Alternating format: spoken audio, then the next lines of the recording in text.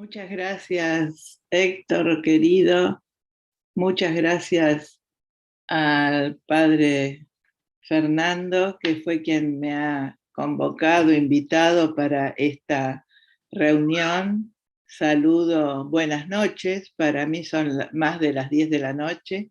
Saludo a todas y a todos quienes están tomando este seminario de líderes católicos y por lo que estuvimos intercambiando con el padre Fernando, yo voy a hacer una pequeña, no podría ser de otro modo, semblanza de Jorge Bergoglio y de algunas cuestiones que desde su pensamiento y su acción siguen vigentes hoy como Francisco. Conocí, siendo estudiante, a Jorge Bergoglio cuando aún no estaba ordenado, en 1967, y tuve el privilegio de asistir a su ordenación en la iglesia de Flores. Él venía como toda la compañía tiene que hacer, de dar clases en el Colegio de la Inmaculada de Santa Fe, una provincia argentina, y eh, rápidamente yo quería un confesor.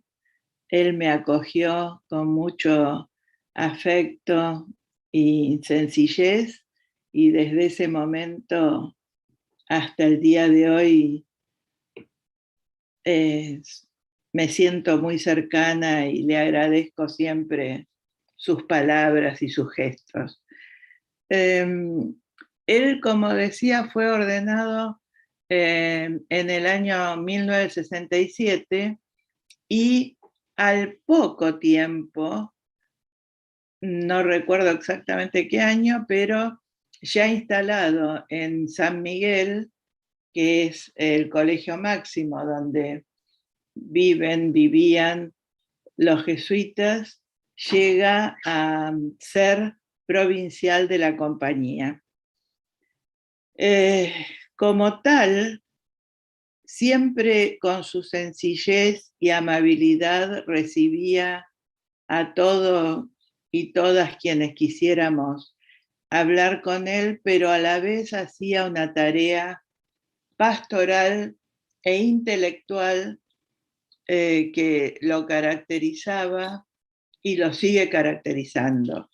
Fueron años de mucha dureza, rápidamente años de turbulencia y violencia política, años en los que padecimos el proceso militar más duro y sangriento de la historia argentina, y él, desde su bajo perfil y desde su misericordia, ayudó a muchísimas personas a poder irse del país, a poder salvarse de las garras de los militares.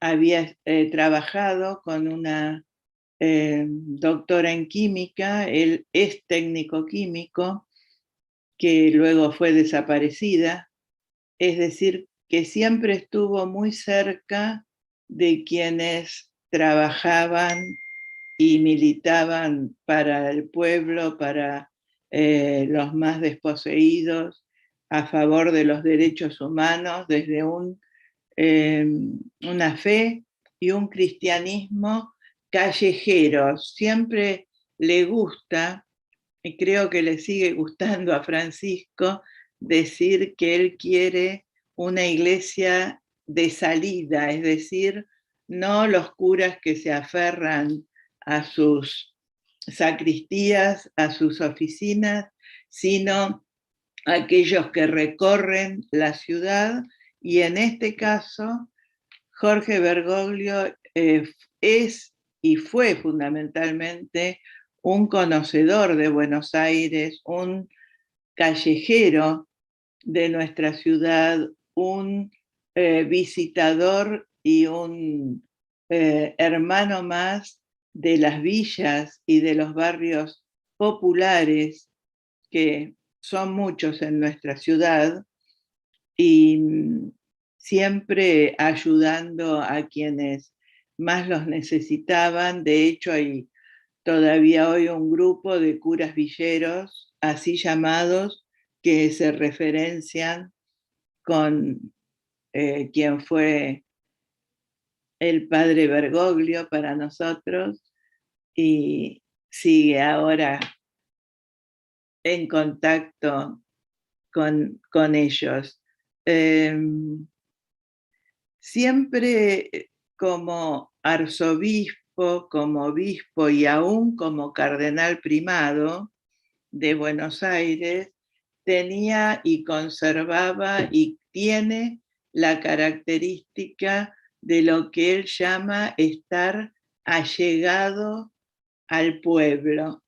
Siempre ha viajado en colectivo, se lo encontraba caminando por los alrededores de la Plaza de Mayo, tomando el subte, charlando a las noches con los indigentes que no tenían muchas veces no un techo o un mate cocido, sino fundamentalmente una palabra, un cara a cara.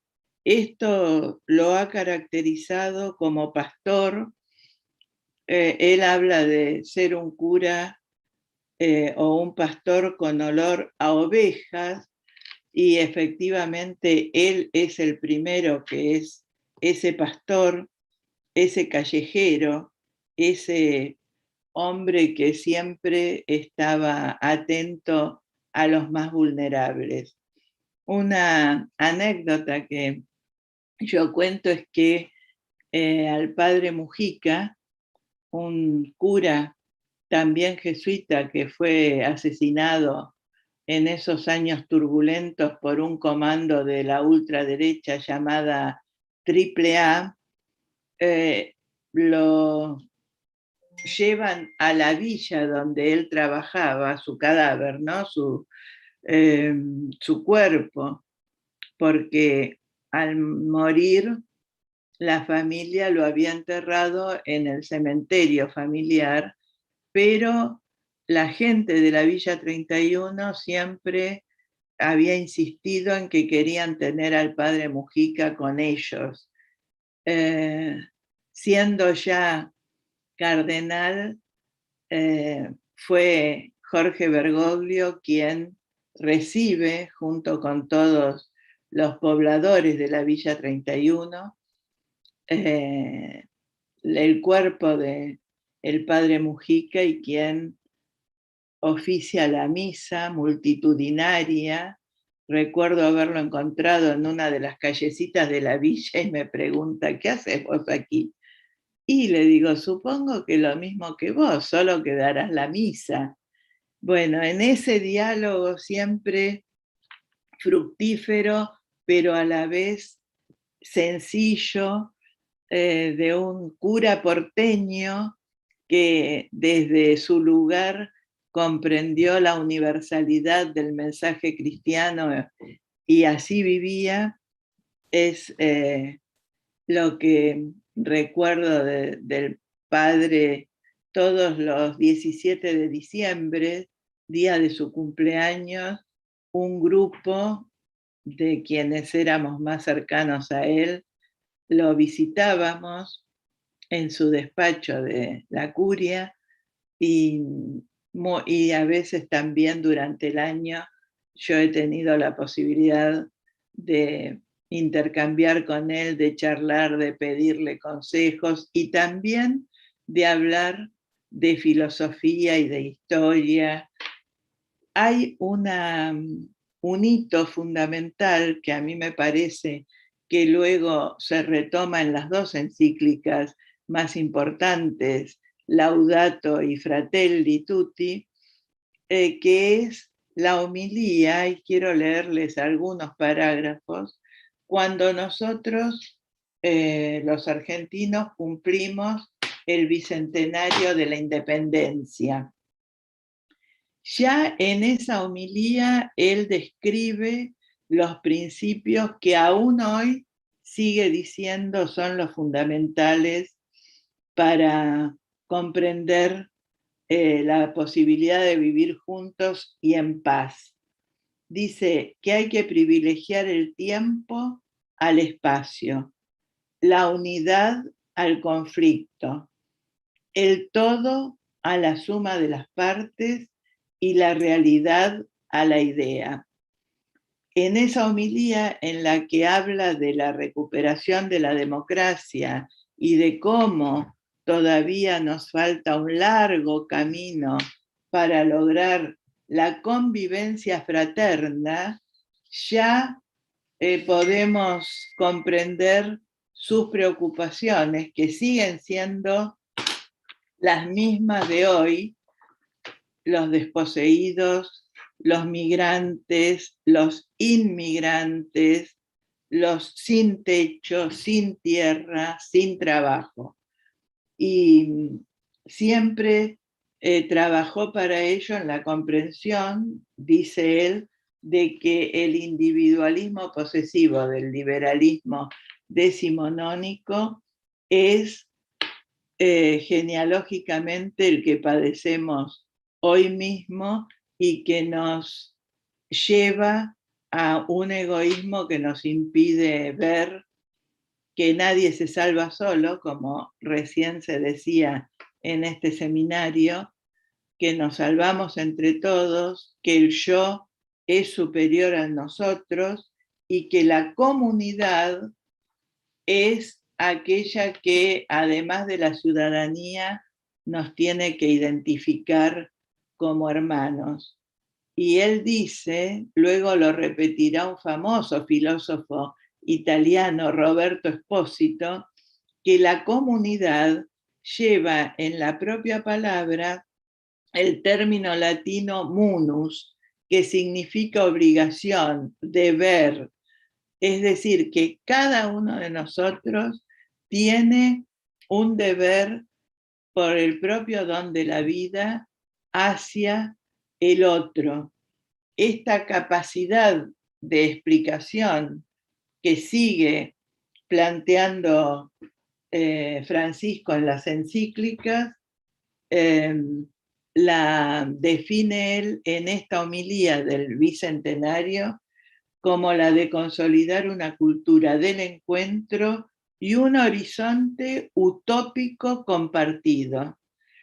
Cuando habla de una cultura del encuentro y de un horizonte utópico compartido es porque lo que plantea es que nuestra realidad sigue manteniendo un nivel de desigualdad que hace que el conflicto perviva muy alto.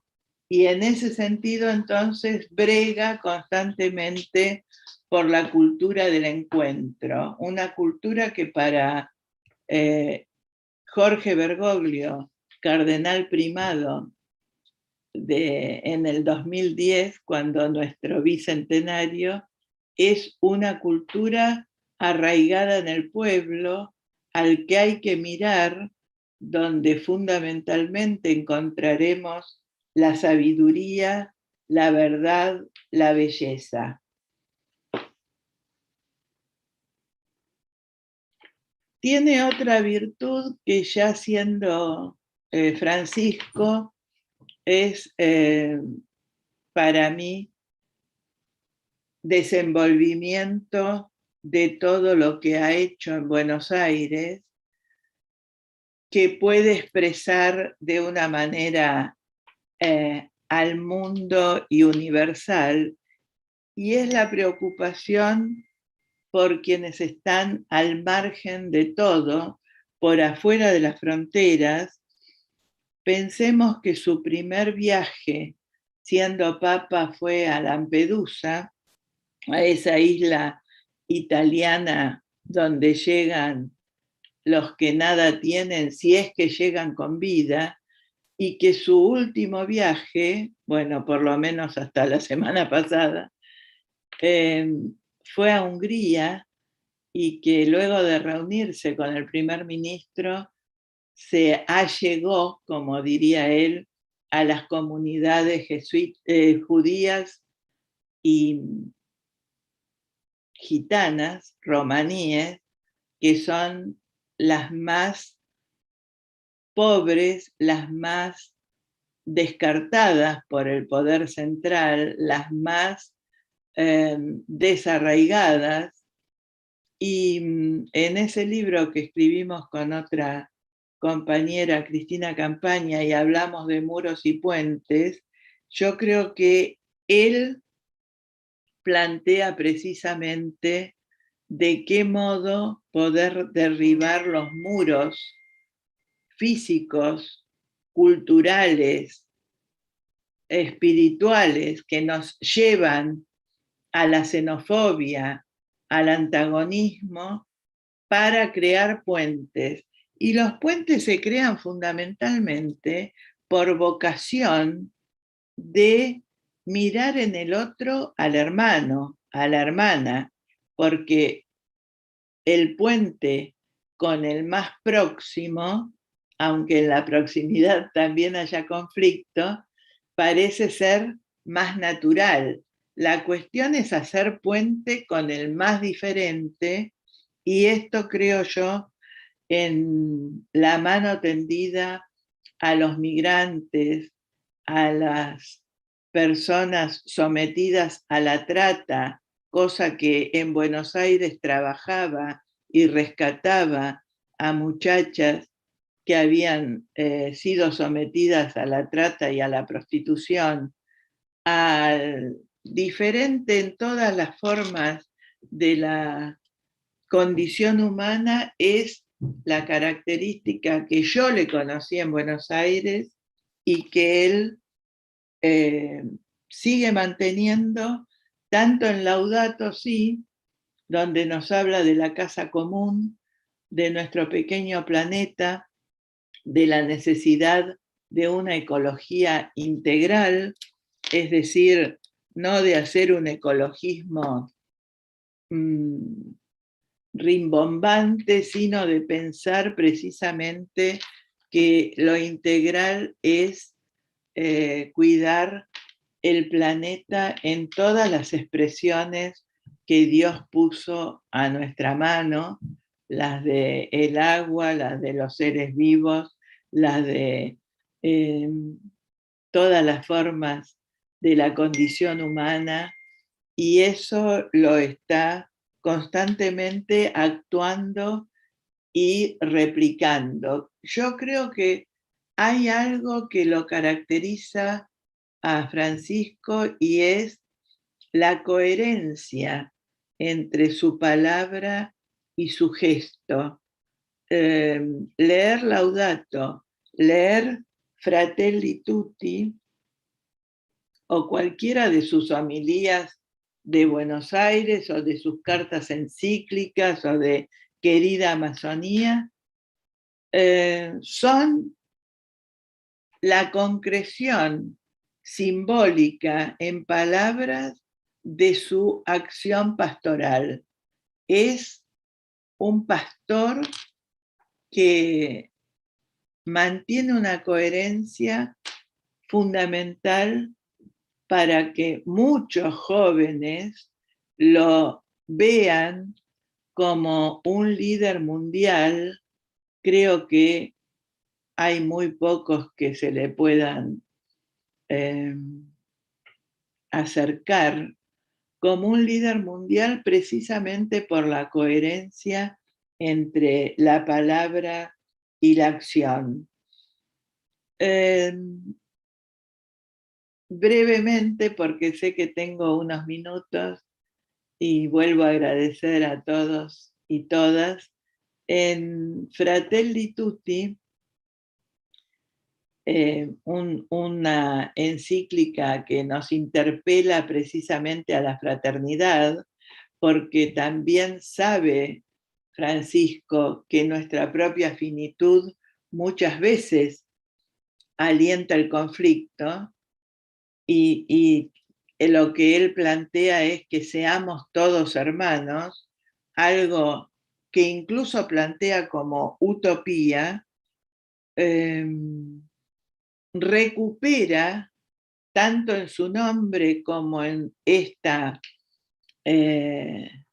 este título, a San Francisco de Asís.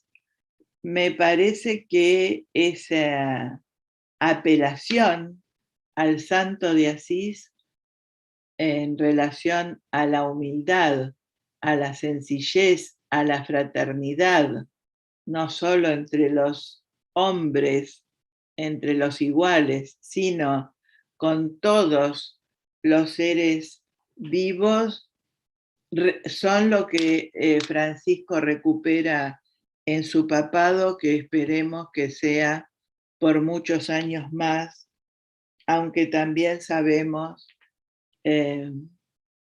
de los conflictos que pueda despertar un papa de estas características. La otra cosa que me parece destacada es que Francisco pide perdón. Pide perdón. El último pedido de perdón fue a México, precisamente por la violencia de la conquista y porque en muchos sentidos esa violencia también estuvo acompañada por la cruz. Un papa que no teme hacer ese pedido de perdón es precisamente el que se abaja al pueblo más necesitado de fe y de la palabra. Habló en Fratelli de la pandemia, está planteando constantemente todos los problemas que se nos plantean en esta globalización financiera que puede dejarnos sin aliento, y los plantea con un nivel de profundidad que lo hacen precisamente un líder carismático más allá de quienes profesamos la fe católica. Quiero leer simplemente, y con esto cierro, uno de los parágrafos de la Fratelli, el número 33 o 36, nunca recuerdo cuál es. Si lo encuentro les digo. Es el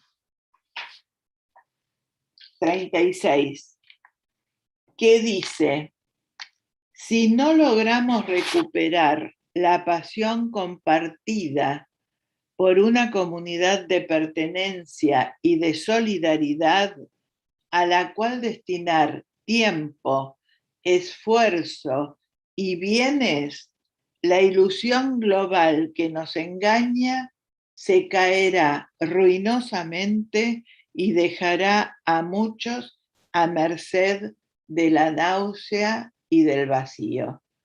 Esto que pudo confundirse si estamos distraídos con algún filósofa existencialista, son palabras del Papa Francisco que nos interpelan, no solo en nuestra fe, nos interpelan en nuestro intelecto y en nuestro corazón.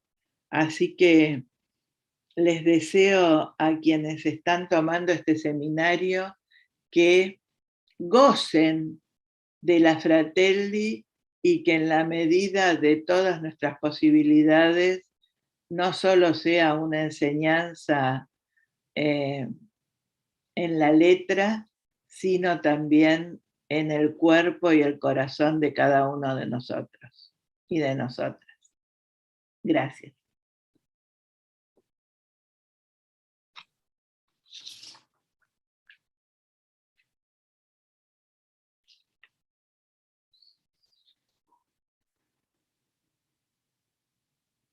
No sé, ahí hay alguien levantando la mano. ¿Quién coordina? Sí, aquí, que tenía el micrófono apagado, justo estaba hablando. Perdón, doctora. Ahora sí que está haciendo Hola, la Javier. despedida. Hola, buenas tardes, doctora. Así que ahora vamos con Buenas noches. la siguiente presentación del rector de la Pontificia Universidad Católica del Ecuador, el padre Sí, Fernando señor. Ponce. Así que, estimado padre, lo escuchamos. Buenas tardes con todos. Ana Zagari, mucho gusto en verte aquí en este foro y gracias por haber aceptado la invitación. Buenas tardes a los amigos organizadores y a todos Gracias por la amigos. invitación, Fernando. Oh, a ti. Justamente es muy importante lo que Ana nos ha dicho porque hay que conocer la persona detrás del texto. Es decir, yo voy a hablar un poquito de la Fratelli y de algunas ideas de la encíclica del Papa, pero es muy importante que sepamos que eso no sale de su cabeza, sino sale de una experiencia de vida. Por algo, Ana nos había hablado de Bergoglio. Jorge Bergoglio es su nombre y Francisco es su nombre del Papa.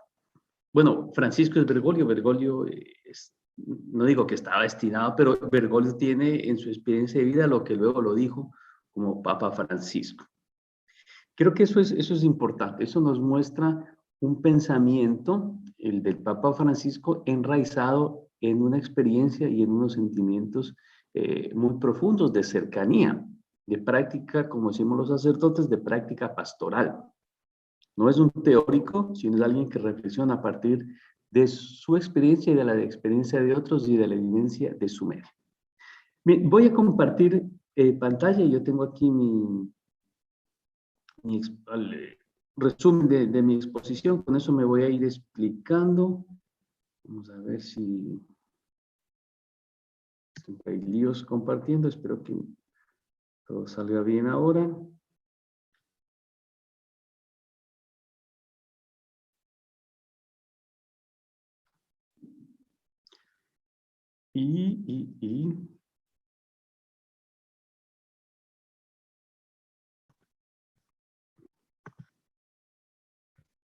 Bueno, creo que ya debería verse. Entiendo.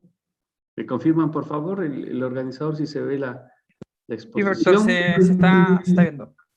Muy bien.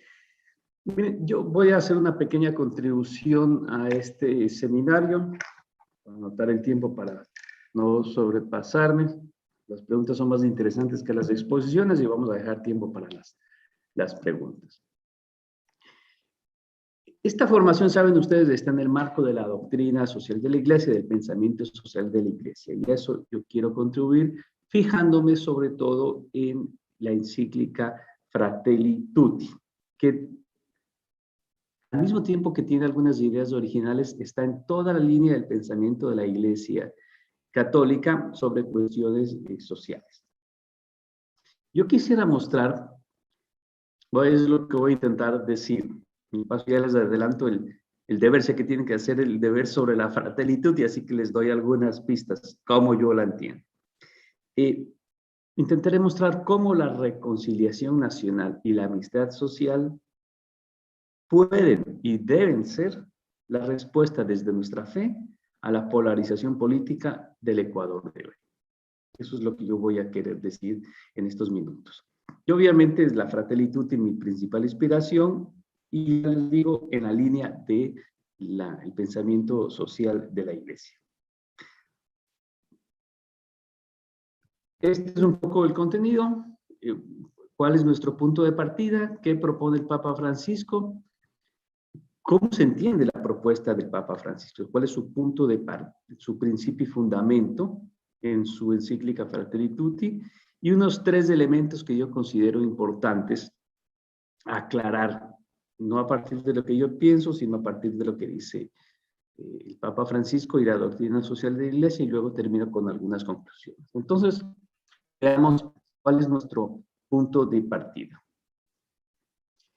El pluralismo político, es decir, el que tengamos distintas ideas políticas,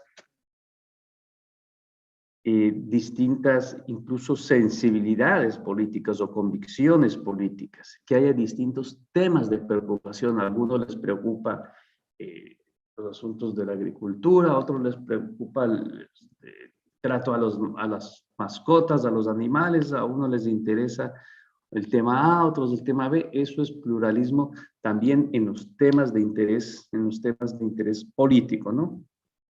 el que haya distintas visiones éticas detrás de las opciones políticas, eso es un hecho. O sea, no, guste o no guste, así somos, así vivimos, y toda sociedad es políticamente plural o pluralísticamente política.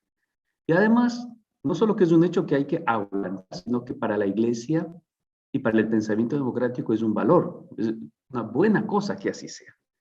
Es Dios, por tanto hay que saber preservar y hay que aprender a vivir la pluralidad en lo político.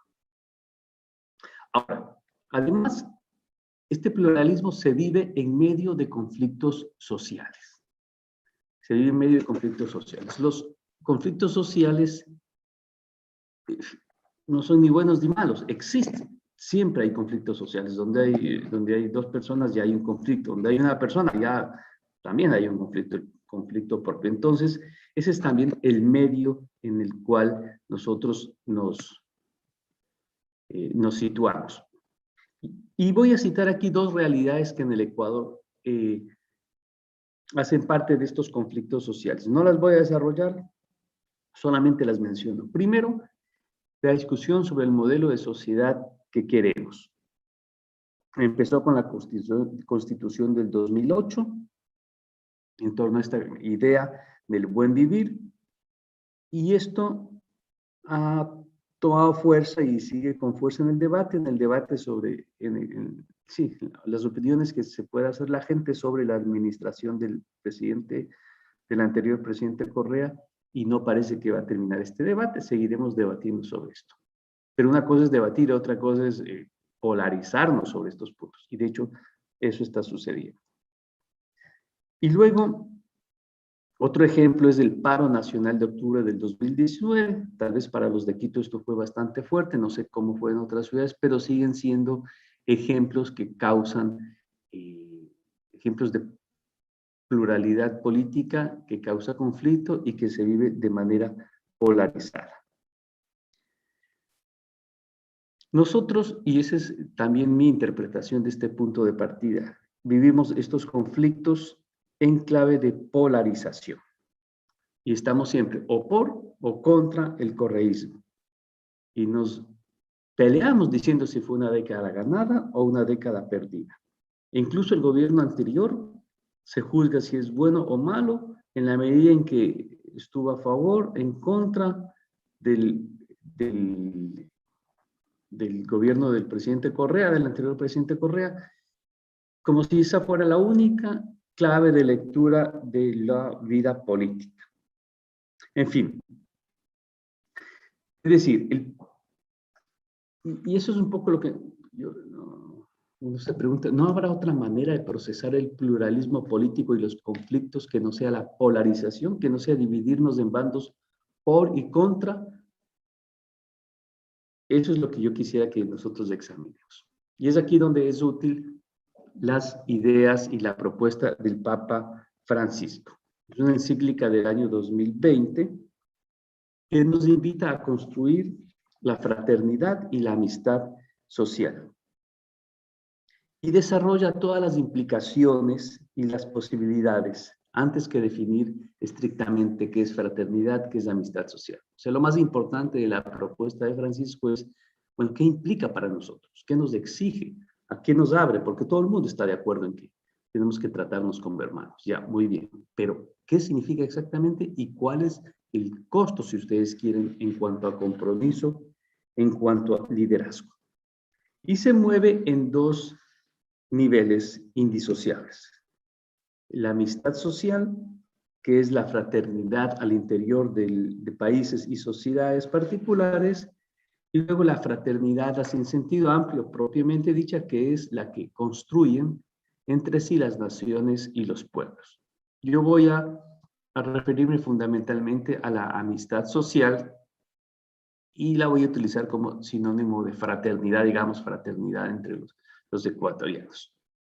Pero esto es importante, la fraternidad no se agota dentro de las fronteras. Estamos muy lejos de eso, justo. Ana Zagari nos acaba de recordar eso, y ya lo veremos. La fraternidad también se hace, y eso falta mucho entre naciones en el marco de una sola humanidad. Vamos a ver esto que yo llamo el principio y fundamento de la fraternidad.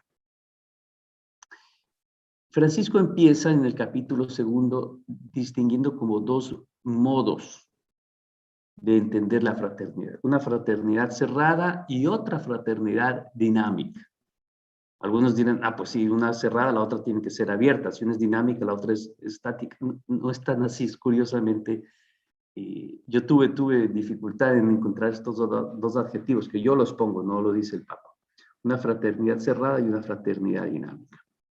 Según la fraternidad cerrada, esta se refiere a tratar a los similares y los cercanos. Sí, claro, y la moraleja es, con nuestros cercanos debemos portarnos bien, porque somos todos miembros de una familia, con los colegas del trabajo, con los miembros del club, con los familiares. No somos solamente compañeros de trabajo, compañeros de diversión, sino somos hermanos. Entonces tratémonos como hermanos. Y sí, bueno, esa es la pregunta que hace el maestro de la ley en la parábola del buen samaritano, que le sirve al Papa de inspiración. El buen samaritano pregunta, bueno, ¿quién es mi prójimo? Definámoslo. Le dices a Jesús, bueno, defíneme. A ver, yo debo amar al prójimo. Dime, ¿quién entra en la lista de prójimos para que yo lo pueda amar? Justamente Jesús responde de otra manera y eso es lo que destaca el Papa Francisco. La fraternidad no empieza definiendo al prójimo. La fraternidad empieza fijándose en quién es el caído o los caídos en la historia, en la experiencia social. Por eso pongo yo esta frase tomada del Papa Francisco y de su encíclica. El judío Jesús transforma completamente el planteamiento. No nos invita a preguntarnos quiénes son los que están cerca de nosotros, sino a volvernos nosotros cercanos prójimos. La propuesta es la de hacerse presentes ante el que necesita ayuda, sin importar si es parte del propio círculo de pertenencia. A esto le llamo yo la fraternidad dinámica. Más que una definición del prójimo, es un movimiento de acercamiento a la persona caída, sea o no sea de nuestro grupo social, sea o no sea de nuestra etnia, sea o no sea de nuestro partido político o de nuestra misma línea política, sea o no sea de nuestro país. Esto para mí es importantísimo. Y este es el cambio que hace Jesús en la parábola del buen samaritano, que aquí es la gran referencia. Si quieren entender la Fratelli Tutti, lean y relean el capítulo 2. Ahí está la clave de todo. Y esta es exactamente la clave que va a tomar el Papa Francisco para explicar los puntos que trata en esta encíclica. Bueno, y antes de continuar, quiero mostrar también cómo Francisco abre una reflexión muy importante, pero lastimosamente no la desarrolla mucho. Y esto también es clave para entender el rol que puede tener la amistad social en una sociedad que se dice democrática. Recuerden ustedes que hay, para las democracias modernas hay como 3 principios claves. Libertad, igualdad y fraternidad. Casi cuando se describe el ideal democrático moderno, no el de los griegos, sino el moderno, siempre decimos libertad, igualdad y fraternidad. Y todos los debates políticos desde el siglo XVIII, sobre todo el XIX, XX, giran en torno a cómo conseguir la libertad y cómo conseguir la igualdad para la ciudadanía. Que cuál es más importante, que si la libertad o libertades o la igualdad, qué límites existen entre ambas, cómo se corresponden. Pero raramente los debates democráticos giran en torno a la fraternidad. Casi la fraternidad es como una especie de un adendum, ¿no? Un complemento. Resolvamos primero la libertad, resolvamos primero la igualdad y después ya la fraternidad vendrá después por añadidura. Es como una especie de paño tibio para sanar las heridas de los combates democráticos. Es como si la fraternidad fuera la cenicienta de la democracia. Por eso es importante lo que dice aquí el Papa. La fraternidad tiene algo positivo que ofrecer a la libertad y a la igualdad. No es que la fraternidad viene después, sino que la fraternidad es una especie de condición de posibilidad para que haya verdadera libertad y verdadera igualdad. Esto lo enuncia, pero no lo desarrolla mucho, y creo que es una cosa que deberán hacer los pensadores posteriores y la gente que comente esta encíclica y que trate de aplicarla. Esta encíclica, entonces, tomada desde su inspiración, que es la parábola del buen samaritano, vista en el marco democrático de la libertad, igualdad y la fraternidad, tiene implicaciones para la vida en común. Yo he identificado 7 implicaciones, puede haber más, ¿no? Puede haber más, pero son las que yo he destacado. Primero es promover el bien moral mediante la acción política, no solo el bienestar material, sino el bien moral. Segundo, reproponer la función social de la propiedad. Tercero, respetar el derecho a migrar o a no migrar. También es un derecho quedarme y trabajar y vivir y realizarme en mi país, pero también es un derecho el migrar y buscar eso en otro país. Mantener una debida atención entre lo global y lo local. Sí, ¿cuáles son los límites de los límites? ¿Cuáles son los límites de las fronteras?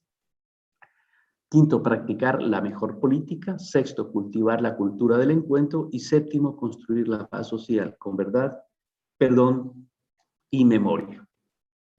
Yo no puedo tratar aquí todos, voy a fijarme solamente en el 2, en el 5 y en el 6. Creo que son los más pertinentes para el país. O sea, todos son importantes, pero no podemos tratarlos todos.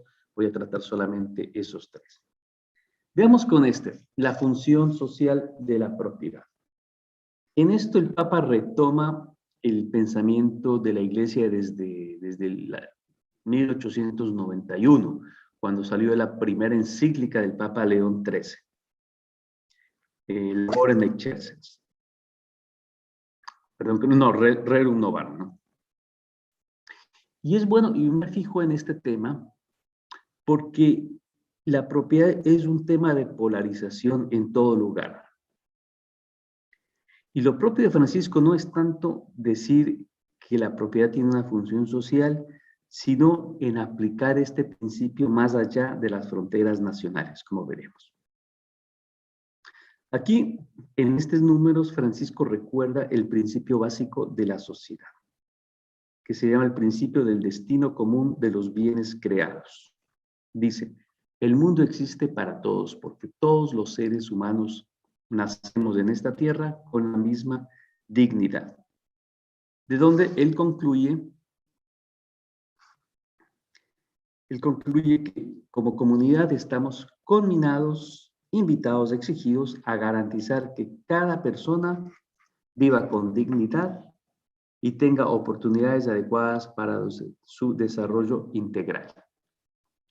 Y aquí cita al Papa Juan Pablo II en su encíclica Centésimos Annus, 1991, a los 100 años de la primera encíclica social, donde San Juan Pablo II dice, Dios ha dado la tierra a todo el género humano, para que ella sustente a todos sus habitantes, sin excluir a nadie ni privilegiar a ninguno. Entonces, ¿qué pasa con la propiedad privada en concreto? Francisco retoma lo que había dicho en la Laudato Si, y dice, la tradición cristiana, la tradición de pensamiento social tal como ha venido ejerciéndose incluso desde los primeros siglos de la Iglesia, nunca reconoció como absoluto e intocable el derecho a la propiedad privada y subrayó la función social de cualquier forma de propiedad privada. Lo que es derecho natural, originario y prioritario es el principio del uso común de los bienes creados para todos. Es decir, Podemos hablar mucho sobre esto, pero lo esencial es, uno, reconocer que cuando hablamos de la propiedad privada, entramos en unas discusiones y la sociedad realmente se divide. Los que están a favor de la propiedad privada, los que quieren la eliminación de la propiedad privada, los que, en fin, y de aquí vienen muchas discusiones sobre los impuestos. Para la tradición cristiana, el primer principio, el principio básico es que la tierra es de todos, o sea, la creación de todos. No para que la explotemos, sino para que vivamos en ella, para que nos integremos. Y la tierra tiene que servir para el sustento y como lugar de vida para todos. Después, y como un principio secundario, viene el principio de la propiedad privada. Yo estoy admitiendo gente que está entrando al waiting room, no voy a hacerlo, pero los admito para que se salgan de la pantalla. Entonces, los organizadores podrán encargarse de eso, por favor. Bueno. Ahora, ¿cuál es lo importante? Entonces decía que la propiedad privada es para, o el principio del destino común de los bienes es para Francisco también aplicable a las naciones y por eso es un marco para entender las migraciones. Él dice que nadie puede quedar excluido, no importa dónde haya nacido, o sea, no importa en qué país haya nacido. Los límites y las fronteras de los estados no pueden impedir que este principio del destino universal de los bienes se cumpla. Y en ese marco dice lo siguiente: el derecho de algunos a la libertad de empresa o de mercado, no dice que está mal, no lo niega, pero dice no puede estar por encima de los derechos de los pueblos, ni de la dignidad de los pobres, ni tampoco por encima del respeto al medio ambiente, puesto que quien se apropia algo es solo para administrarlo en bien de todos, dice en su encíclica Laudato Si. Si pensando en las grandes transnacionales, en las riquezas de países del primer mundo, Estados Unidos y Europa, cuya libertad de empresa es respetable, pero no puede ejercerse al punto de impedir o de ponerla por encima del principio que los bienes de todo el mundo son para todos. Y de ahí no puede deducirse que haya que necesariamente excluir a muchas personas de la riqueza, digamos, mundial. Ahora, uno se pregunta, bueno, ¿y qué pasa con los empresarios? Esa es la pregunta casi siempre que sigue. Si esto se dice de la propiedad privada, ¿qué pasa con los empresarios? Es verdad, dice en el número 123, que la actividad de los empresarios es una noble vocación orientada a producir riqueza y a mejorar el mundo para todos. Pero en todo caso, estas capacidades de los empresarios, que son un don de Dios, tendrían que orientarse claramente al desarrollo de las demás personas y a la superación de la miseria, especialmente a través de la creación de fuentes de trabajo diversificadas. Es decir, el Papa obviamente destaca la noble labor, el trabajo, la creación de riqueza y de trabajo, de fuentes de trabajo de los empresarios, pero pone la actividad empresarial y la actividad económica en el marco del destino universal, del destino para todos de los bienes creados. Vamos a ver a otro de los puntos a los cuales se extiende la fraternidad y la amistad social. Francisco, como toda la Iglesia Católica, tiene una visión muy positiva, muy esperanzadora de la política.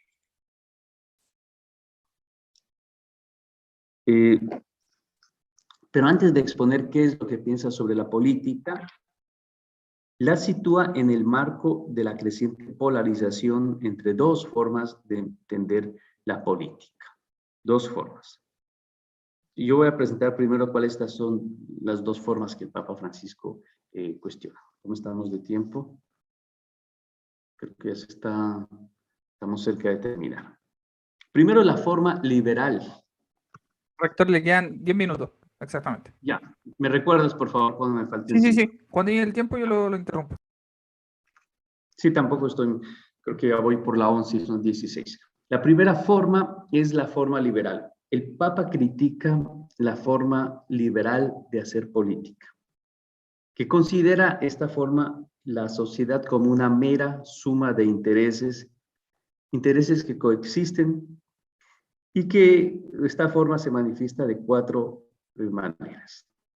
Primero, carece de una narrativa común que aglutine a todos en un proyecto común.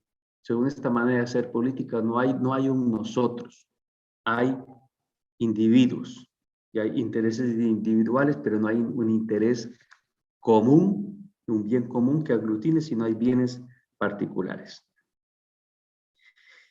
Esta forma de hacer política empobrece el concepto político y social de pueblo. Es una categoría muy importante, voy a desarrollarla después un poco. Considera que el pueblo es una mitificación de algo que en realidad no existe. Además, desconoce los aspectos culturales y éticos que modelan a las personas y a las instituciones de una sociedad.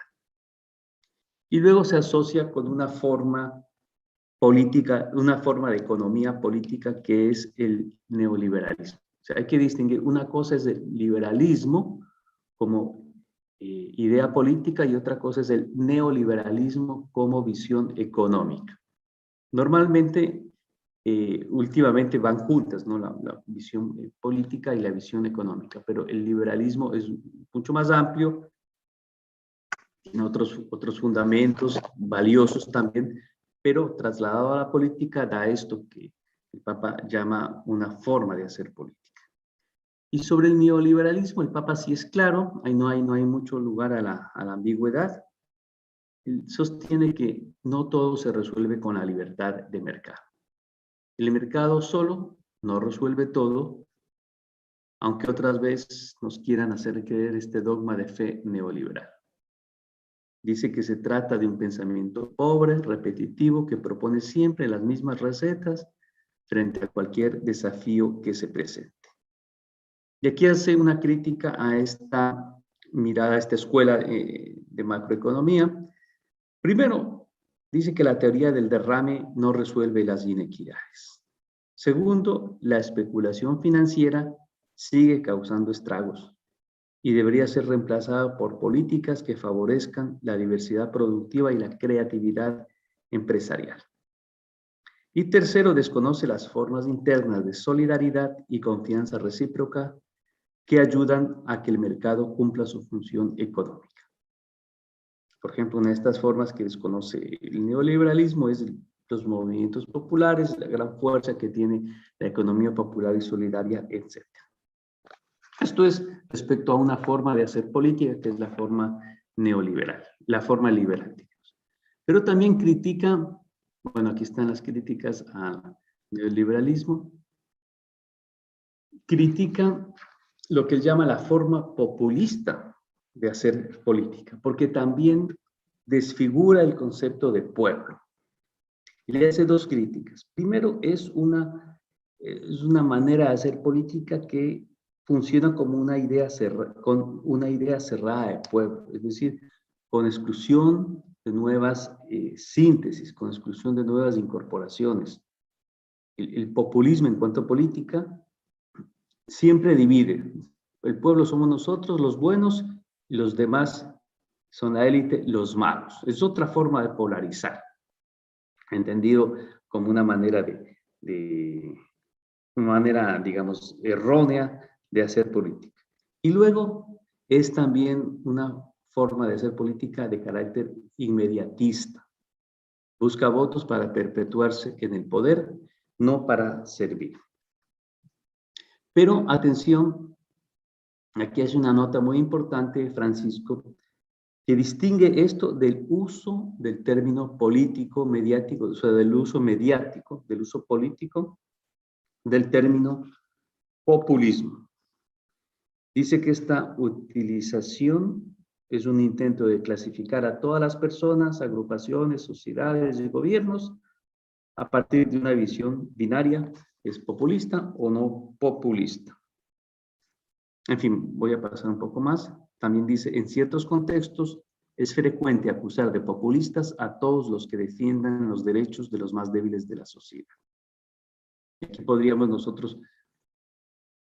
abundar en cómo en el Ecuador utilizamos expresiones de ese tipo para descalificar a las personas, pero también utilizamos expresiones como neoliberalismo, derecha, izquierda, no como descripciones de cómo piensa el otro, sino como casi insultos, como categorías para descalificar al adversario. Y bueno, pasemos a cuál sería una forma de hacer política, lo que sostiene el Papa Francisco, que eso me parece mi clave para este seminario. Obviamente agrupa diversas opiniones políticas pueden encontrarse en estos puntos. Primero, es una traducción de la fraternidad, del mandamiento del amor cristiano a las macro relaciones. A las macro relaciones. No a las relaciones tú a tú, ni a las relaciones de familia, sino a las grandes relaciones de los conglomerados sociales. Se enfoca en el bien común nacional e internacional. No queda reducido al bien de mi grupo, al bien de mi provincia. En fin, yo no sé si hay aquí algún diputado o congresista o asambleísta, pero siempre ellos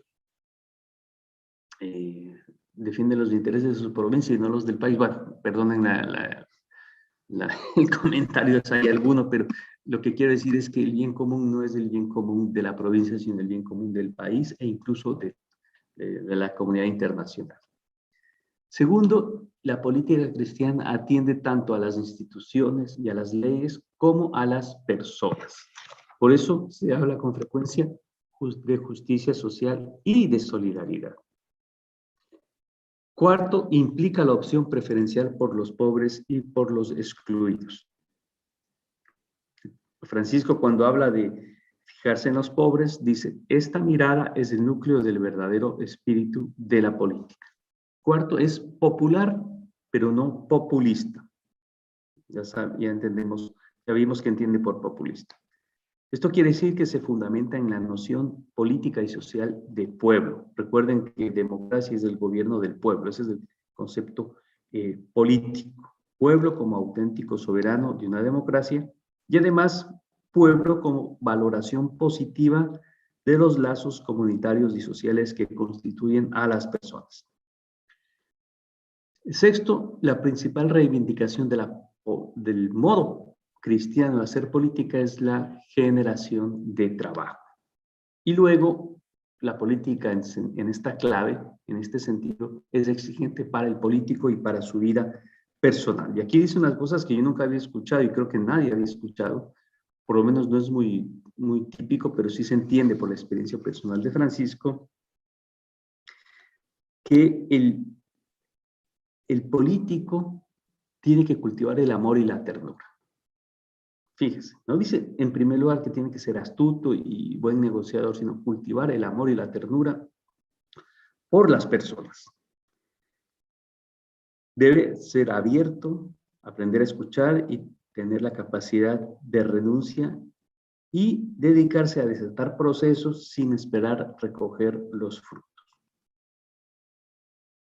Cito una frase: la buena política une al amor la esperanza, la confianza en las reservas de bien que hay en el corazón del pueblo a pesar de todo.